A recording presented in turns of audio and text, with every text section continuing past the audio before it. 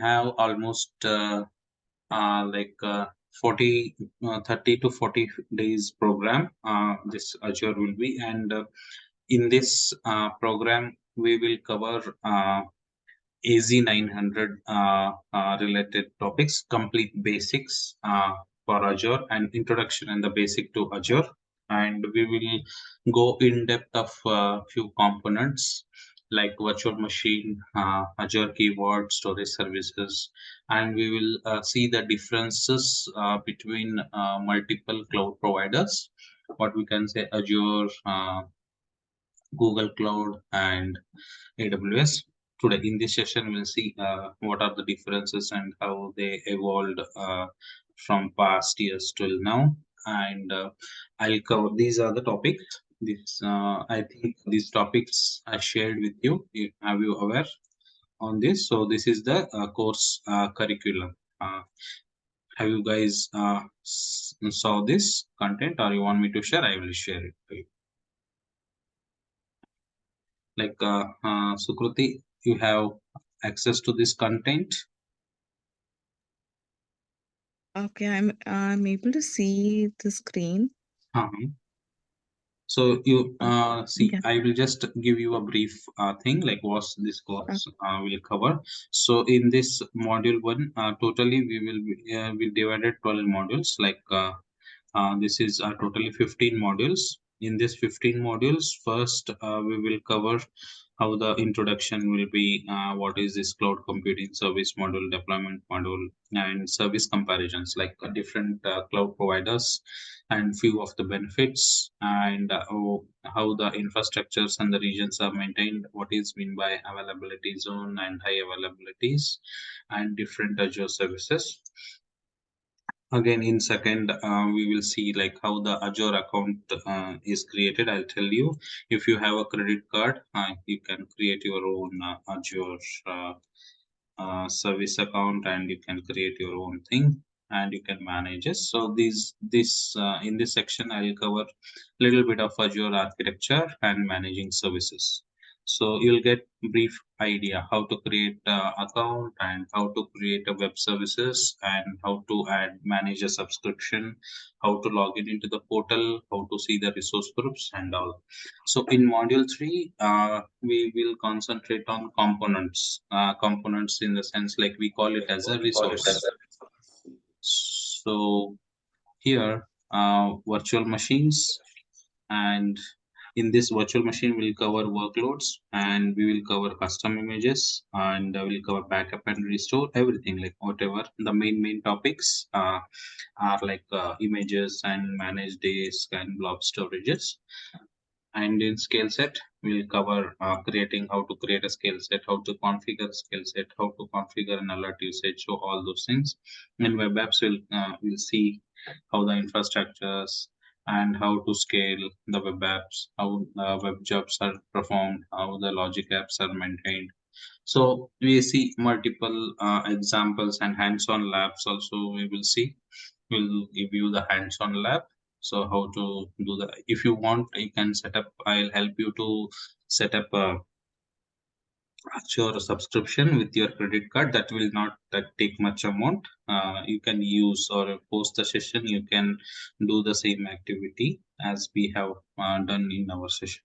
Okay, and Azure networking part. So we'll cover service endpoint, point to site, and VNet, Active Directory for login, and Azure SQL and managing services, and Kubernetes, little bit of tricky and very important one, and monitoring, how the applications are maintained, monitored, and logged are maintained in Azure, service bus, and managing and PowerShell, and RBAC, so role-based access control for the Azure services. So it's a full packed content.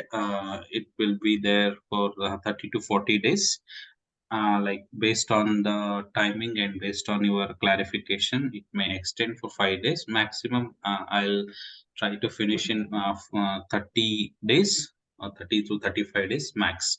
Okay, and every day, Monday to Friday, from 7 o'clock to 8:15, 8:20, we will wind up the session. 7:72 we will start the session, and 8:15 to 8:20 we will wind up the session. Remaining 5 to 10 minutes I'll leave for doubts clarification. You can ask me if you face any difficulty while implementing. Post the session, I'll help you. Like post 8:30, if anyone have any doubts, I'll help them. We will sit together and we'll 45 minutes. If you have any difficulty in doing implementation, I'll help you to do that. So this is how this training program is planned, and uh, this is how we will start implementing or start conducting this training. Any doubts or any clarification, you can ask me. So you wanted to go in depth of few topics, or you wanted to cover a little bit of extra mile, you can just let me know. So we'll plan accordingly. That also will also cover. Yes, Manjushri, I think you are on mute now. Hello, Manusha, you are able to hear me, Yeah, right? yeah, I can hear you. I have Yes. one request Yeah, yeah. because 7 a.m. 7 a.m. is kind of time wherein we have Mm-hmm. to drop kids till school Okay. bells. So is it Okay. possible to start by 7:15 or 7:10 is also okay? That's fine. 10 minutes, we can manage. That's not an issue. Yeah, Not an fine, issue. thank you. Okay. Yeah. Yeah. That can be managed. Not an issue. So 7:10 to 8:20, 8:30. I'll just take. Yeah. Okay. Sukriti is Yeah, fine for you, right? Sukrita? Yes, Neeraj. Yeah. Okay. So then let's start the session today. So we'll just go to the introduction part, and then we'll start the session. Okay, so this is introduction to Azure and its cloud services. So today we will just cover an introduction part, because few of the students are joining, yet to join or about to join. So what I will do is, for first three sessions, like today, tomorrow, and day after, I'll cover a little bit slow, in the slow pace of a little bit of the topics in Azure services, and introduction to history and the cloud and the virtual machines. And then post 3 days, then we'll take on, like the fine students will be finalized, and then we'll move on to the people who are actually are serious to this content. Then we'll take further mile. Okay, then let me start the session for today. So introduction to Azure services. So uh, here we have divided, let me do it here. So this is an agenda. So content, introduction to cloud computing. What are its benefits? Like we will see cloud computing service models, and cloud computing deployment models like PaaS, IaaS, and all those things. And we'll see a comparison between AWS, Azure, and GCP. Like these are the different cloud service providers, and what are the Azure and its benefits. And we will see Azure global infrastructure and the regions, and we will talk about few of the availability zones and high availability, and we'll talk about Azure services. So just to have a question or a quick interaction to you guys, like have you worked upon Azure previously, or this is for the first session for you guys? It's first time for me. yeah, for me also it was the first time. Okay, So I'm okay. trying to learn because the project which is going to be assigned to me is on Azure. Okay, okay. That sounds good. Yeah. So not an issue. Yeah. So let me start a little bit of history. So when Azure came into picture, before Azure came into picture, like 1961, in 1961, okay, and a guy called John McCarthy, okay, a guy named called John McCarthy. who has delivered a speech in MIT on 1961, and he introduced about a cloud, a distributed cloud. Okay, you have to just earn a history. Okay, it's no need to remember or just for your knowledge sake. I'm just telling. In 1961, a guy named called John McCarthy, he has introduced or he has delivered a speech like cloud can be distributed, the data can be distributed, and you can keep the data at one point, and that can be accessed everywhere in the world.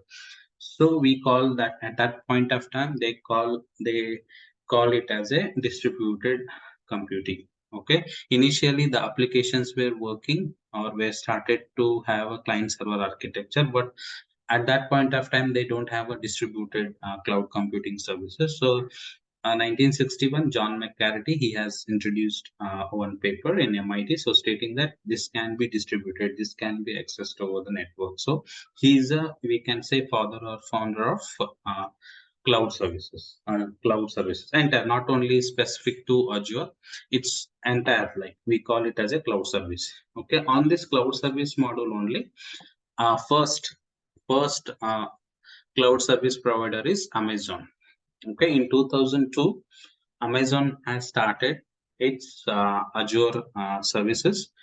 We call it as a AWS, Amazon Web Services, AWS. Okay, AWS initially in 2002, AWS is providing only storage. They provided only storage over the internet. There is no services like Bitbucket, or there is no SQL services, nothing. They just provided a storage. And in 2006, Amazon launched Elastic Compute Cloud Commercial. Here they supported applications, like they can deploy some applications, they can host, they can use it.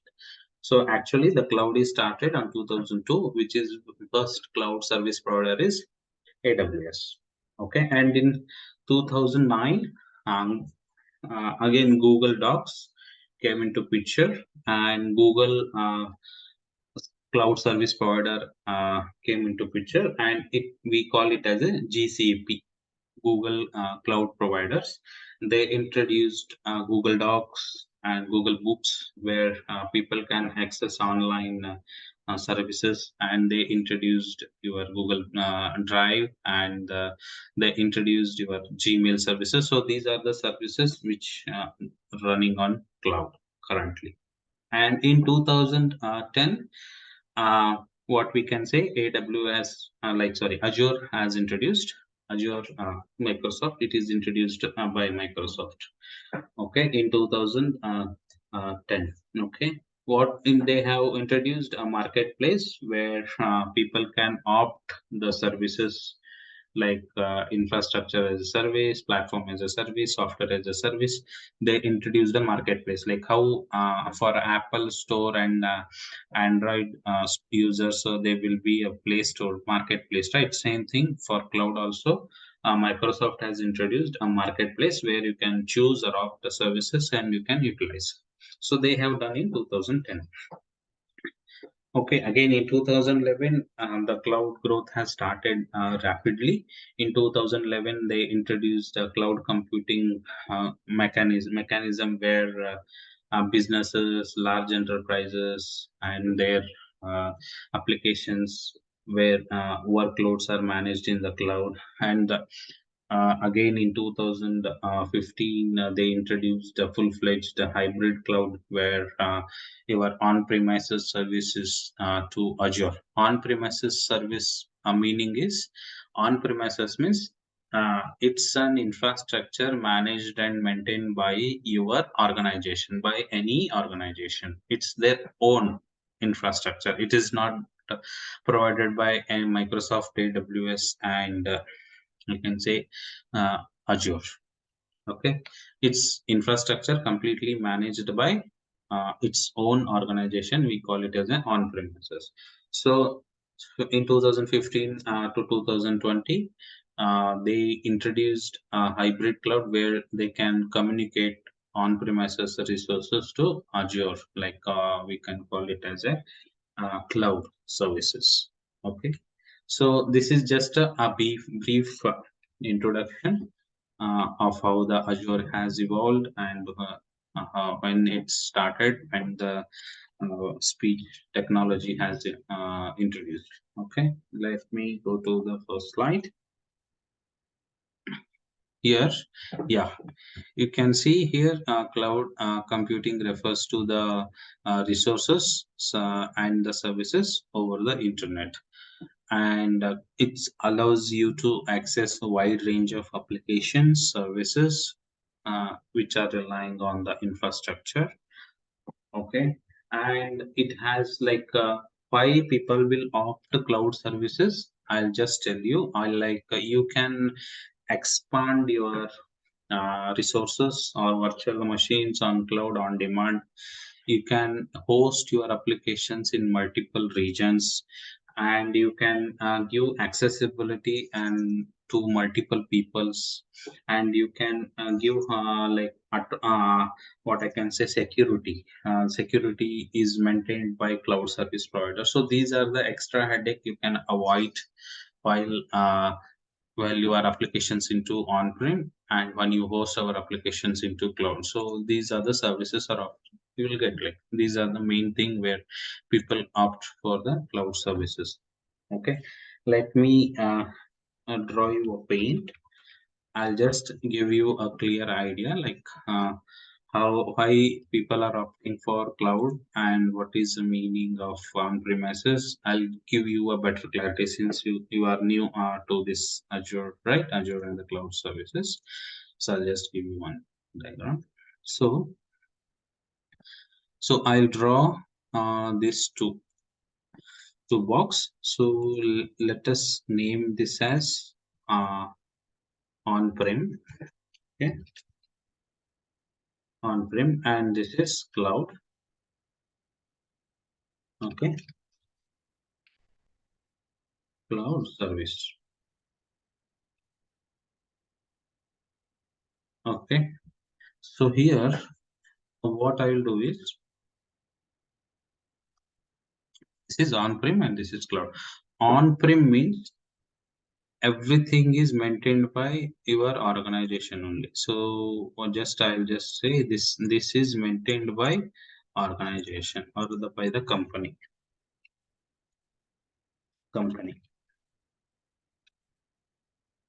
So you could have seen like in your offices there will be a one old server room. People will call it as a server room where you will have box type of a system which is of connected with multiple hubs, LANs and switches, and they have its own individual cooling unit where people will use. So this we call it as a server room. Okay, you could have seen or you could have heard a name called server room. So where this on premises, this is an on-prem, this is maintained by company, everything is maintained by company. So in this kind of a infrastructure, the limitation is you can't expand, or if you wanted to add one virtual machine you have to take a virtual hardware, you have to do a software installation, you have to run a uh, patch, you have to update operating system, you have to configure the operating system. So it's an extra headache for the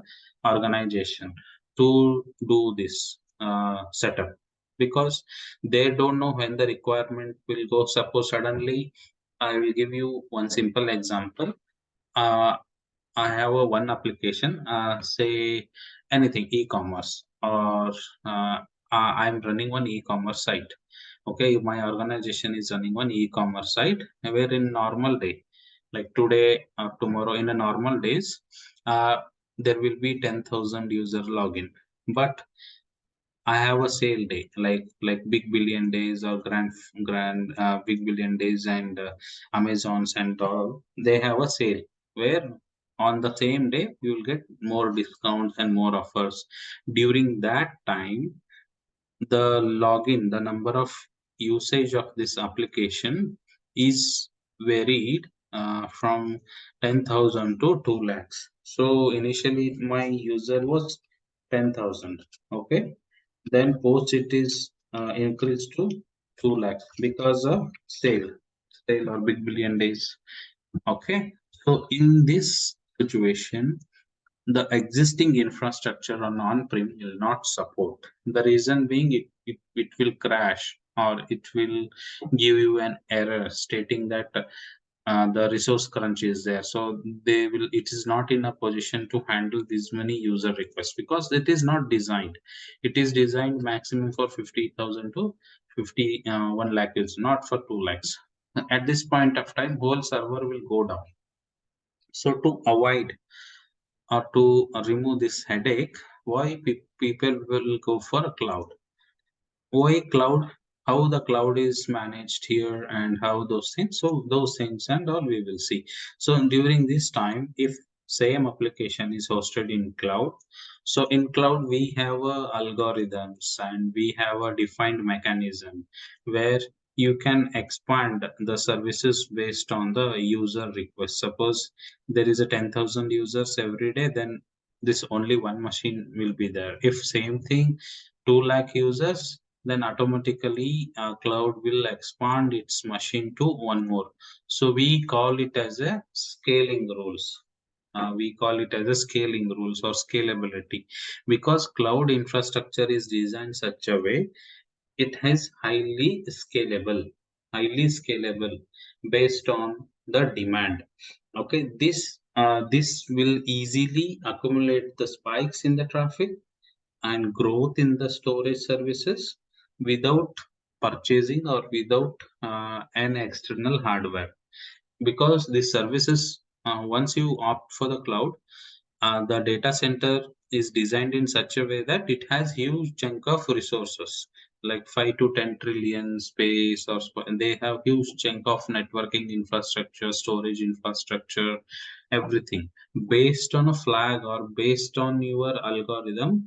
Internally we call it as scalability. I'll tell you once in upcoming sessions how the scalability happens and how you can increase the virtual machines. This and all we'll see practical. For your understanding, what we I'm telling is the scalability is very easy from in the cloud services from expanding from one virtual machine to two virtual machines, two to four, four to six. So based on your plan, you can expand these services. So this is an advantage of cloud. So here it's very hard to expand. Here it is very easy. And in on-prem, no security. So every patch you can maintain security. There is no harm in doing a security. Okay, you can maintain, but for that you have to get a licensing. You have to uh, take care of the licensing part. You have to install and you have to update.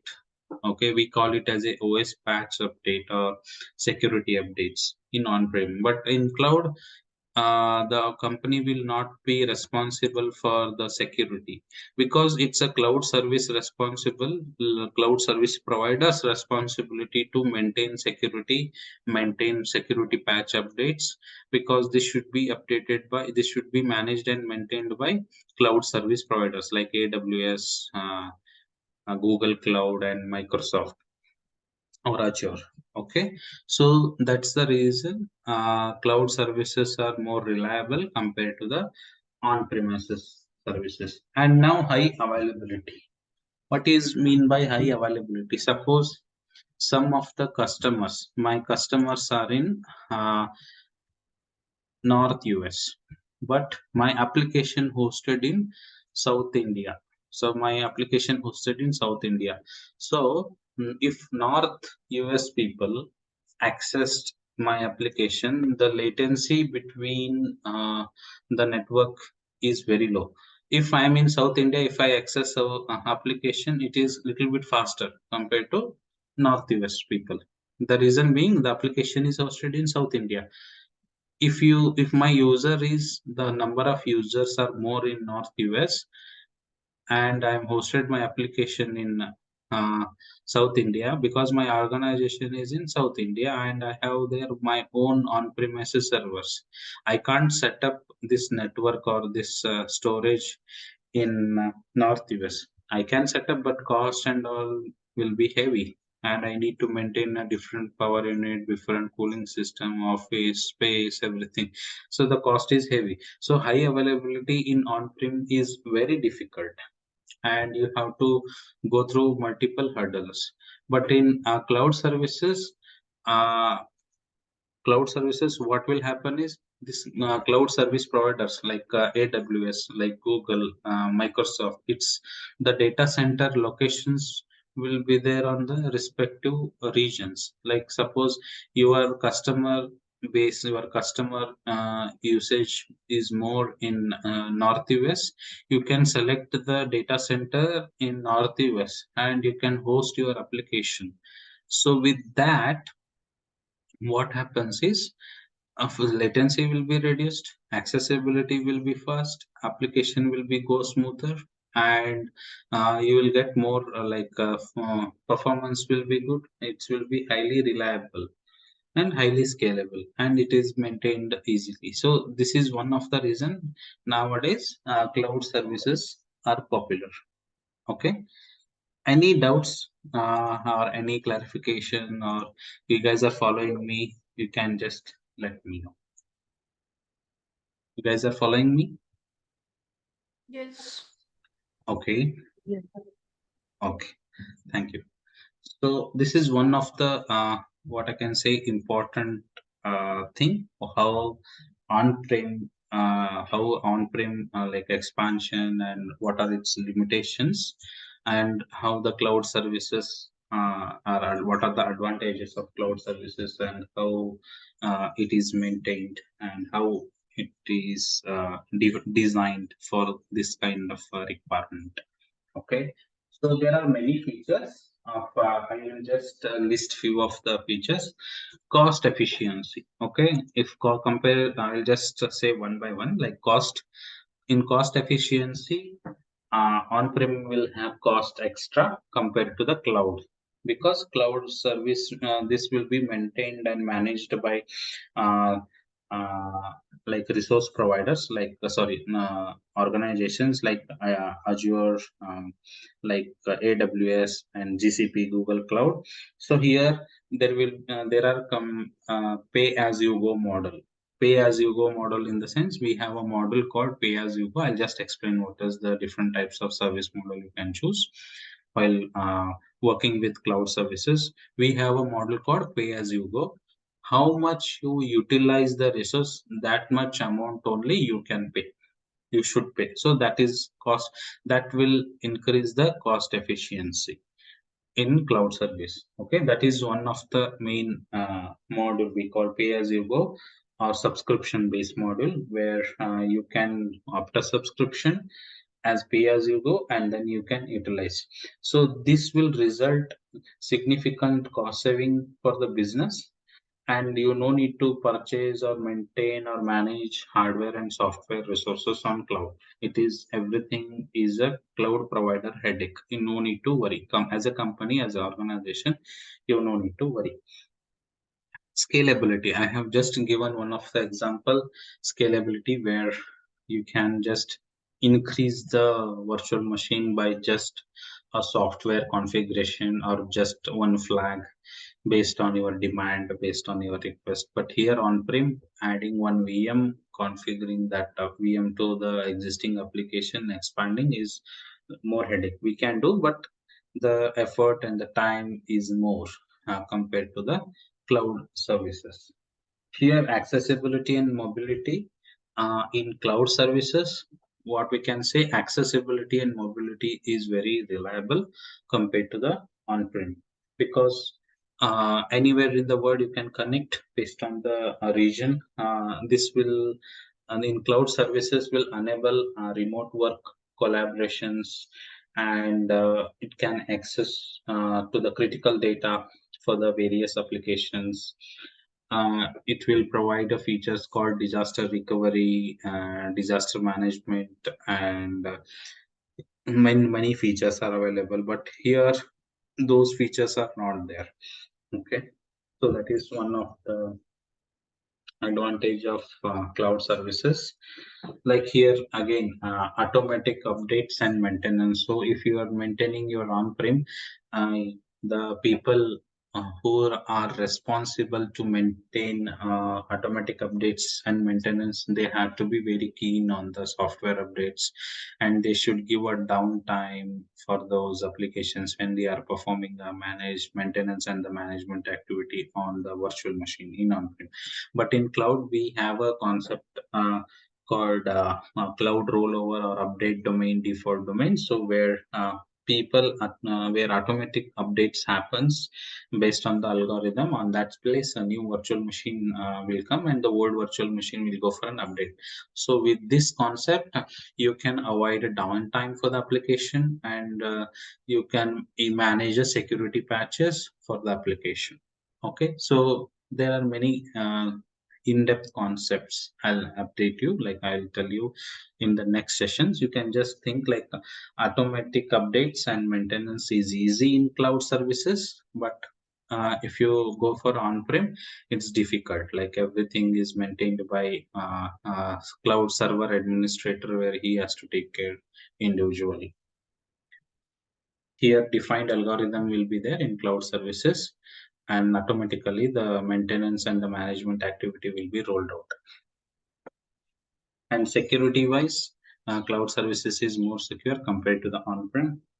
And disaster recovery and the backup, suppose if whole in your organization whole any earthquake happens or any fire accident happens, so whole services which are hosted or whole applications which are hosted in on-prem will go for the toss. But in cloud services, we have a mechanism called disaster recovery and the backup. With that, you can even though there is any issue on one data center, if you have enabled disaster recovery and backup maintenance, you can bring up your services within 4 hours. So 4 hours is an SLA which Microsoft will provide. In that 4 hour, your backup data will be available, your applications will be live. But on the same side, if you on the same picture, if we think about on-prem, so those features will not be there. Okay, so these are the main regions while opting for the cloud, and remove like people are not using on-prem. Okay, these are the main advantages of uh, cloud services. Now, let's move on to deployment models. We have one more feature here. Okay, this is an introduction I just talked about.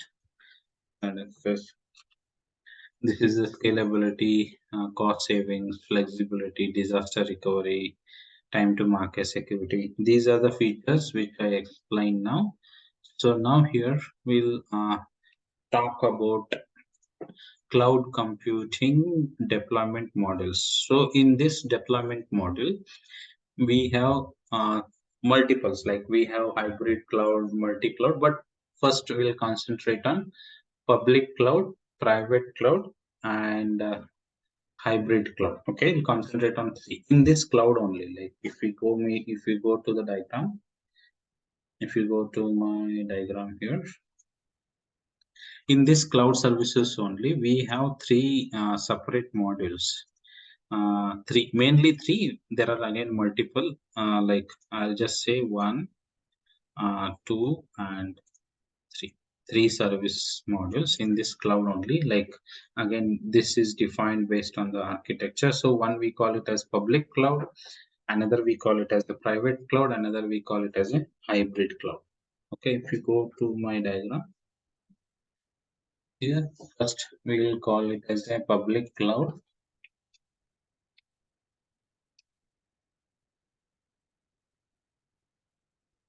and this private cloud.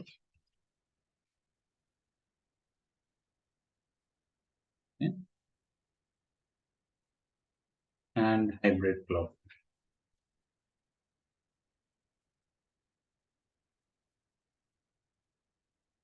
Okay, this again, these three, my cloud services are divided into three parts, major three parts. Again, it has multiple, like for if you, I will just talk about these three in the first, and then I will talk about multi-cloud, community cloud, and I can say forge computing, distributed cloud, okay, bare metal cloud. But these are a very advanced topic. But first, you concentrate on these three things as very important. What this public cloud stands for, like this public cloud, like actually this is a cloud resource, and services are owned and operated by the third party cloud service providers and are made available to a general public or a large customer base. Okay, these services are typically delivered over the internet uh, on a pay as you go model or a subscription based model. Even I can say like public clouds are highly scalable, cost effective, and making them suitable for the wide range of applications for the organizations. Okay, like this public cloud. So most of the people, like most of the organization, will go for public cloud model. And even if you have a requirement, you have an architecture, people will opt for private also, and hybrid also. These three things are popular.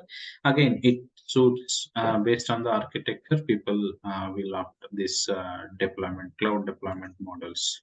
Okay, here in public cloud, suppose these are the examples, like Amazon Web Services, Microsoft Azure, and Google Service, Google Cloud Platform. We call it as a GCP. So these are the public cloud providers where you can have cost effectiveness, scalability, maintenance, responsibility, service. Everything are maintained or are taken care by these service providers. Okay, in private cloud, like private cloud Private cloud means you can say that private cloud is a cloud environment that exclusively owned or operated and used by single organization. It can host on premises or by third party provider. Like private cloud offers greater control, security, and customization compared to the public cloud. Okay, making them suitable for the organizations with strict data privacy and compliance requirement. That is a private cloud, what I can say. Like a few of the private cloud examples are VMware Cloud, OpenStack Cloud, and Microsoft Azure Stack. Okay, so these are the examples of private cloud. Like here in private cloud, why people will opt for private cloud is due to the compliance, due to the data privacy, and based on, again, like based on the organization requirement, people will go for private cloud. Everything this will be there in uh, other regions only. Like if you go to my service, this is also one of the cloud service, and this is a private cloud. Based on the requirement, people will opt for that module. Okay, private cloud module. Okay, now coming to hybrid cloud. Okay, 1 minute. Yeah, coming to hybrid cloud. So in this hybrid cloud, uh, it's a combination of public and private cloud, enabling workload integrations and resource movement.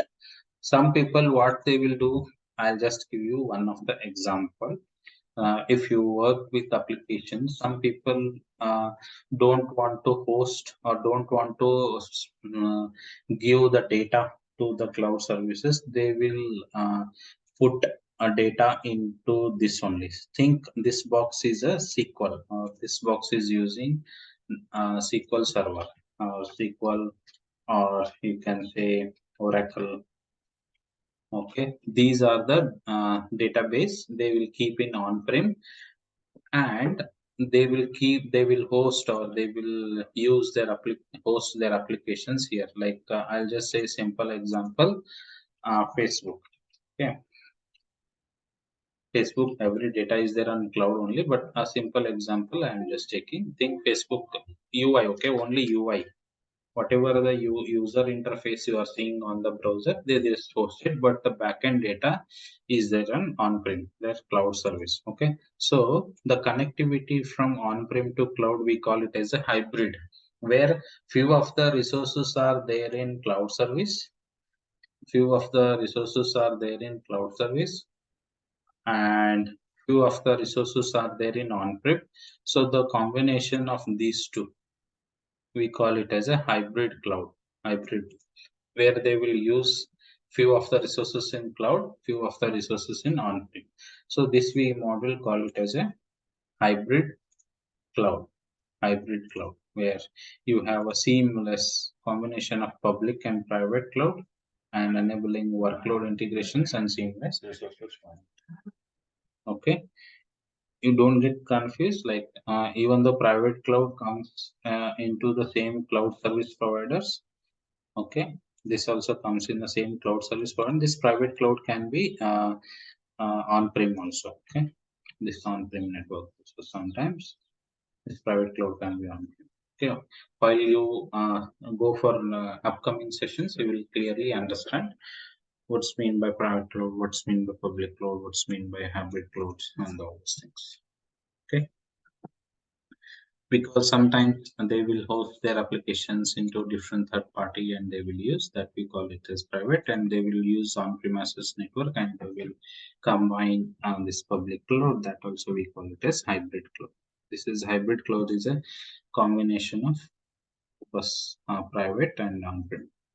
Okay, any doubts? You guys are good, let me know.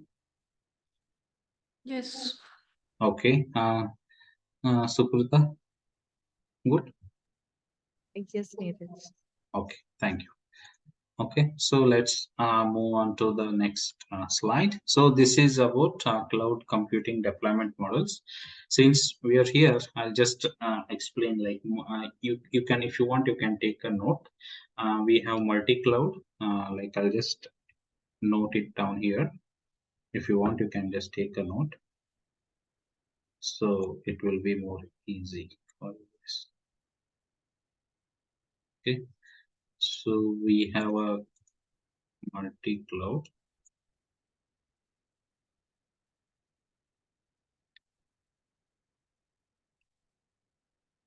Okay, this is multi-cloud, one of the cloud type, community cloud,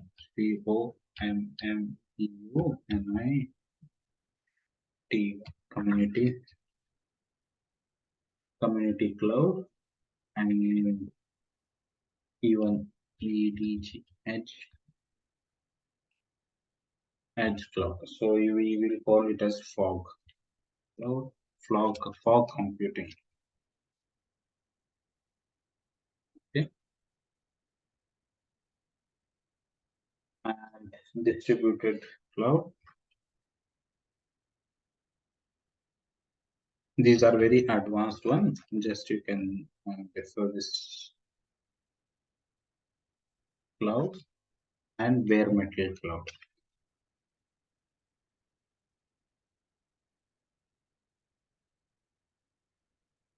LOUD. Okay.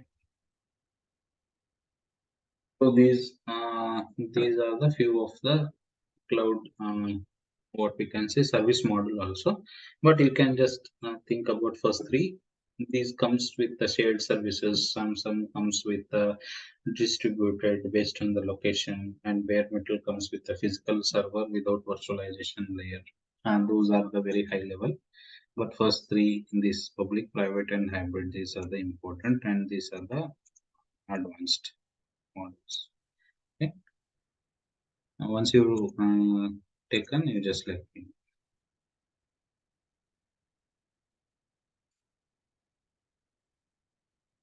Okay, can I move next? Yeah. Okay. Yes. So these are the cloud computing deployment models. Yeah.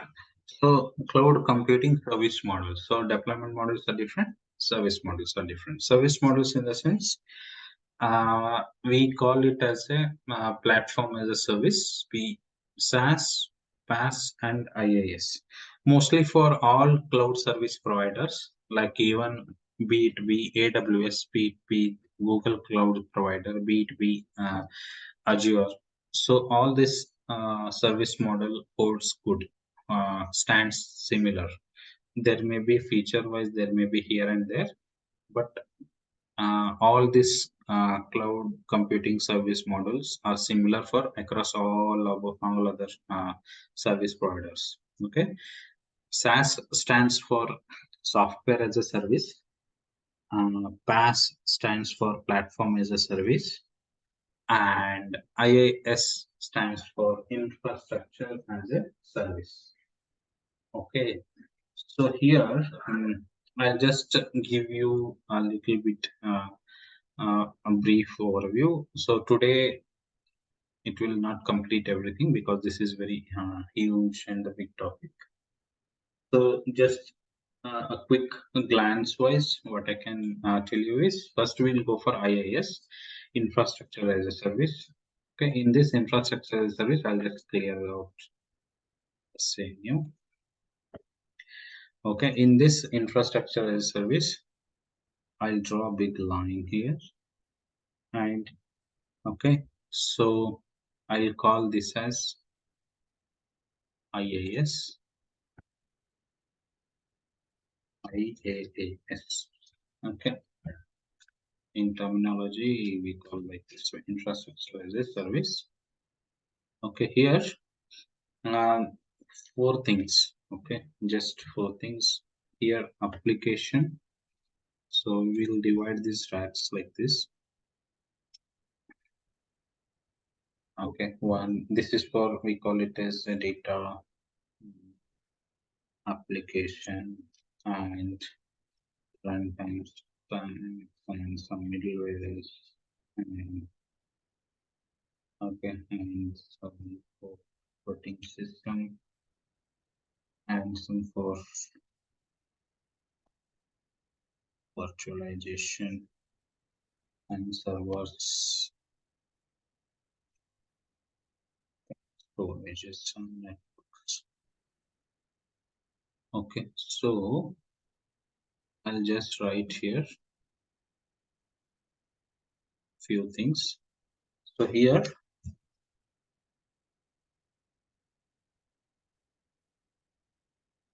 application. Okay, this is an application and this data. I'm just writing. Okay, what does this stands for? Data. And here runtime.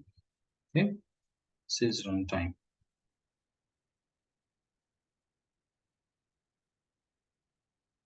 This runtime, middle layer,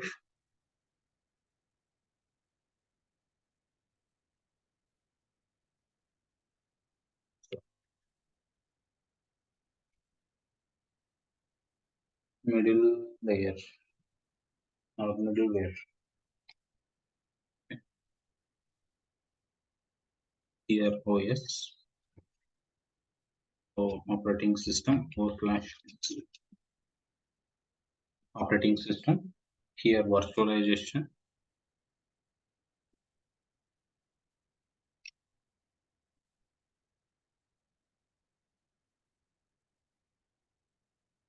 VIRTUAL like virtualization, and here storage. Okay, sorry, this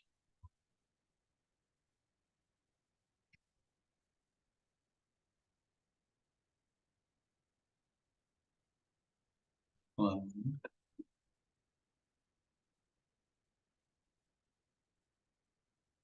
This one I need to red here.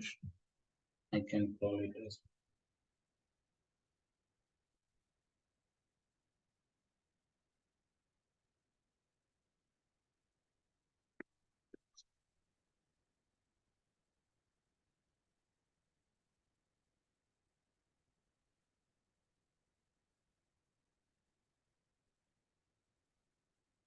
okay. Let me call this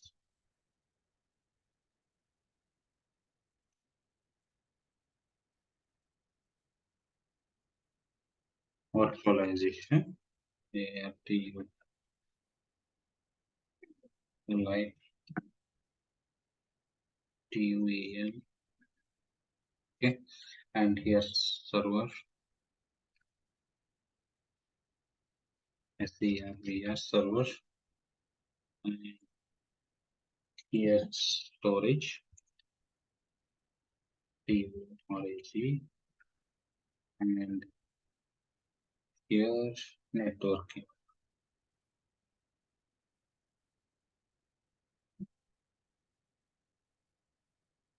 Okay. So these are the IaaS models. So infrastructure as a service. Okay. So here one important point you have to remember is, so this virtualization, server storage, and networking. So these this core section. Okay. This core section is maintained by uh, Microsoft. Okay, and this section is maintained by operating by user or by a company. Okay, so that's why I have segregated in IaaS model. In IaaS module, so application, data, runtime, middleware, and operating system is managed and maintained by user, by the organization. And this four services like server, storage, networking, and virtualization is maintained by providers, cloud service providers. Okay, be it be AWS, be it be GCP, Google Service Providers, and be it be Azure, Azure. Okay, so these services are maintained by these providers, and these services is maintained by organizations. Okay, so this is why I have written this. This is the main. So in IaaS model, infrastructure as a service model, so operating system, you can install your own operating system, be it be a Linux, be it be a Windows, or be it be a Ubuntu, be it be a SQL DB, anything. So middleware you can install. Runtime, like if you wanted to install any third-party DLLs like any McAfee or any security services or any software, you can install a runtime. Data, you can maintain your own data, like be it be a SQL server, be it be Oracle, be it be Excel sheet data, anything, and you can host any kind of an application. So this is free to use based on your need. It is free to use, but these things are maintained by the Azure and AWS and GCP, because this virtualization is taken care at the data center level, and the servers are updated at the data center level. Storages are the storage space is occupied at the data center level, and this networking, the communication between the multiple components like any other third party service providers, so that is maintained, allocating of the virtual IP, client IP, public IP, those things and all taken care by cloud service providers. Here, OS, middleware, runtime, data, and application, everything is maintained by organization. So this is a extra headache. OS, if you type OS, if you take OS, the cost will be less if you opt for IaaS. But this maintenance of operating system, middleware, and the runtime is huge headache.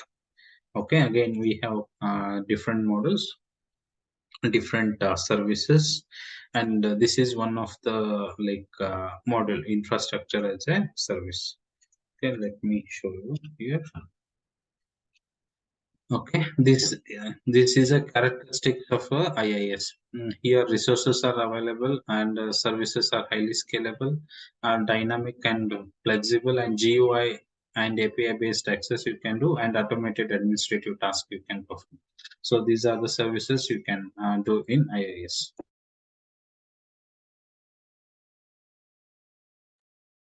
Okay, I have a question here regarding what if Citrix is there as a part of IAS? Where does Citrix fall into?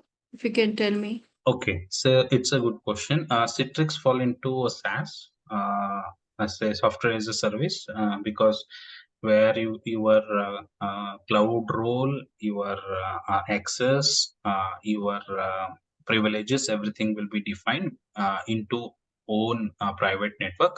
But post Citrix, you can access, or you can uh, take the control of the different machines, no, so that comes under software as a service.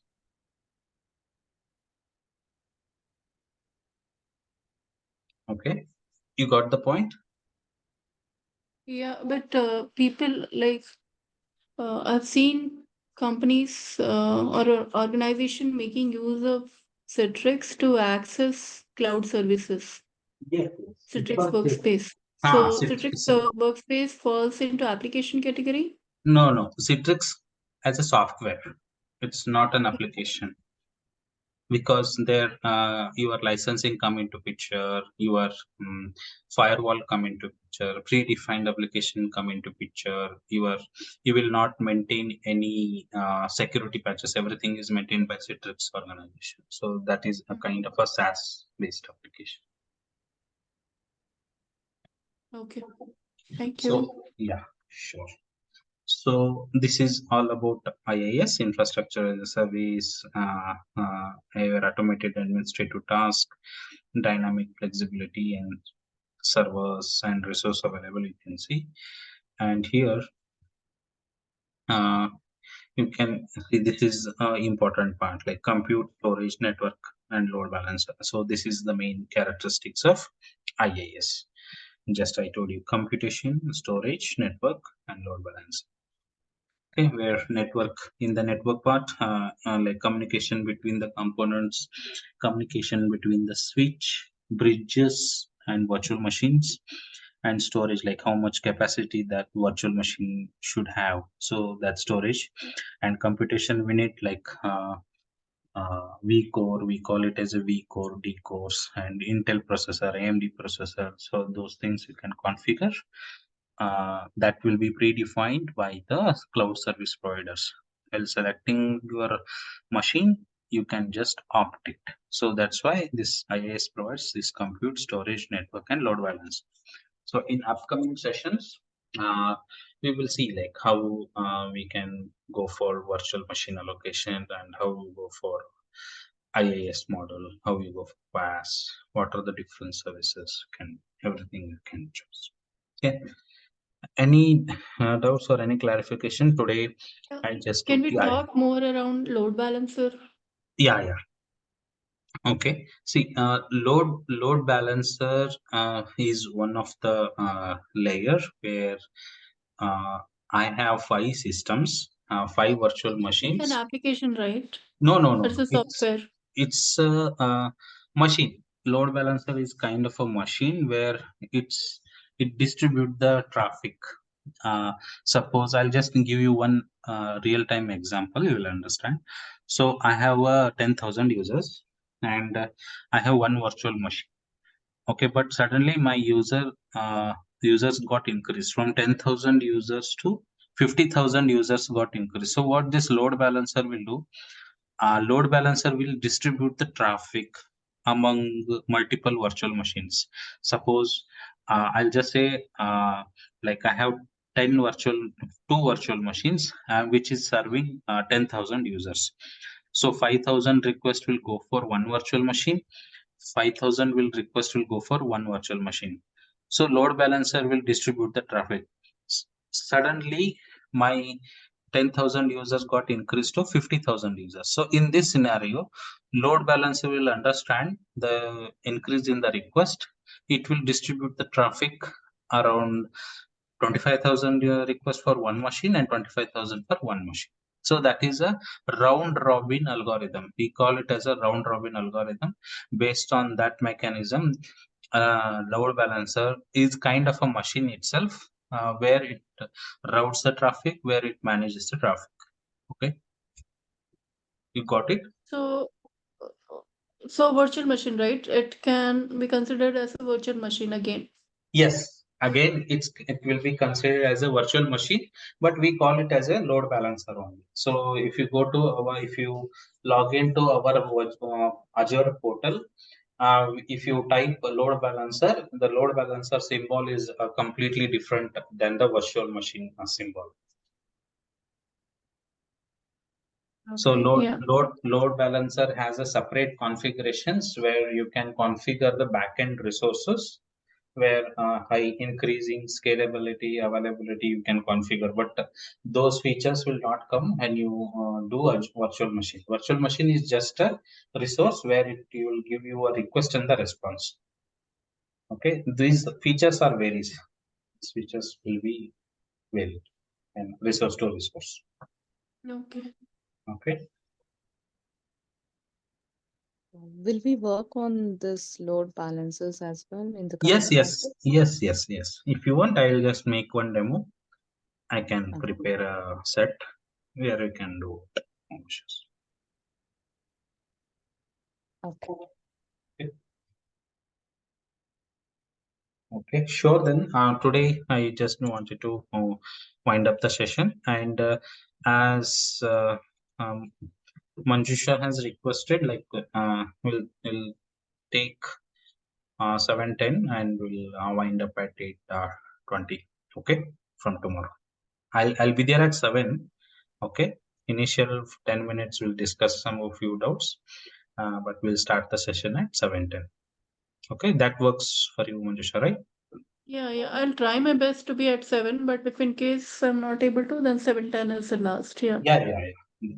That's fine. Thank you. That's Okay, then we'll wind up the session for today, and then we'll start tomorrow at 7:10. And I'll upload this recording to the drive.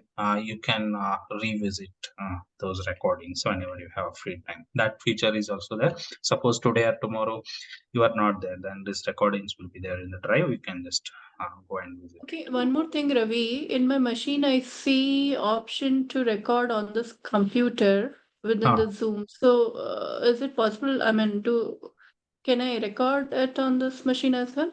No. Actually, we will No. provide you. This is uh, we will provide you the recording from our end, because these are the company or policies. Like, okay, you can. We will provide you Okay. the recording from our end only. Uh, Yeah, sure. Okay. And the slides as well? Yeah. Slides as well. Okay. And is it possible to create one WhatsApp group, Ravi, wherein we have all the team members so Ah, that if in case at times if we yes. miss one class, we can check with Yes. others. That will be done post 3 days. Once the candidates are confirmed, Okay. that group will be created among all the participants, and then communication. If I'm not there, I'm not well. So those things will be communicated over the WhatsApp group. Yeah, sure. Fine. Okay. Sure. Thank you. Because daily, I have my office starting at 8:45 sharp. Okay. So I'll need to log in there. That's the reason, like, it's good to have this early morning sessions. I really appreciate your efforts here. Yeah. Sure. Yeah. Thank you. Thank you. Thank you, everyone. Thank you, Thank team. you. Bye. Thank you. Bye. Bye. Thank you.